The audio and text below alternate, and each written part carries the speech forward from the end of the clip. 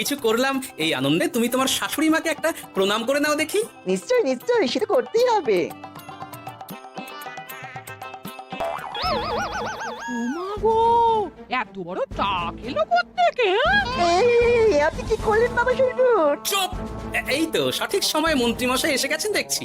আসতে তো হতোই গোপাল, সম্পত্তি লিখে দিয়ে তুমি এখন বাড়ি ছাড়তে চাইছো না, তা তো হবে না। তোমার জামাই আমার কাছে নালিশ করেছে। আমি আসল মন্ত্রী মশাই, ওই দেখুন আপনার পেয়ারের নকল জামাই। হ্যাঁ, এই সেরেছে আসল নকল একসাথে। ভাই তুই? অবাক হলে বাবা জীবন? এ কি, এটা আমাদের জামাই হলে ওটাকে?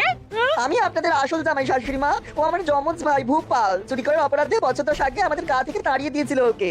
লজ্জাতে সে কথা আমি বিয়ের সময় জানাতে পারিনি আপনাদের। আমি আজ ভোরেই মিনুর বাড়ি গিয়ে জানতে পেরেছি সব। তার আগেই যদিও এই বেটাকে আমি ধরে ফেলেছিলাম, কিন্তু হাতে নাতে প্রমাণ না পেলে তো তুমি বিশ্বাস করবে না আমার কথা। তাই এত সব কাণ্ড। দাদা কদিন আগে বাড়ি ফিরে আমার ভাইকে সম্পত্তি দাবি করছিল।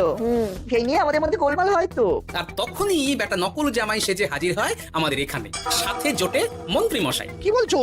কি এসব? আমি তো কিছুই বুঝতে পারছি না। না বোঝার তো কিছু নেই মন্ত্রী মশাই। নকল জামাইকে দিয়ে আসল দলিল হাতিয়ে নেওয়াও তো আপনারই পরিকল্পনা ছিল।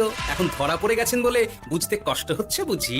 মুখ সামলে কথা বলো গোপাল। তোমার কাছে কি প্রমাণ আছে যে আমি ওকে সম্পত্তির দলিল নিতে পাঠিয়েছিলাম? প্রমাণ আমরা আমরাই সেদিন ছোপের আড়াল থেকে দেখেছিলাম সব। তুমি কাকুটাকে বলছো গোপাল দাদুর সম্পত্তি হাসিল করে নিতে। আর এই কাকুটাও বলেছিল সম্পত্তি পেলে তার অর্ধেক ভাগ তোমাকে দেবে। ভুল হয়ে গেছে গোপাল, তুমি আমায় ক্ষমা করে দাও গোপাল। এসব কথা মহারাজের কানে উঠলে রক্ষে থাকবে না আর আমার। ভুল যখন করেছেন তখন সাজা তো আপনাকে পেতেই হবে। এরকম করে না গোপাল, লক্ষ্মী গোপাল, সোনা গোপাল আমার। আমি তোমায় পদ্মার ইলিশ মাছ খাওয়াবো। হ্যাঁ, দয়া করে তুমি মহারাজকে কিছু বলো না। পদ্মার ইলিশ? বলো, নকল জামাইকে খাইয়েই তো শেষ হয়ে গেছে সব। বলি আসল জামাইকে কি খাওয়াবে ভেবে দেখেছো?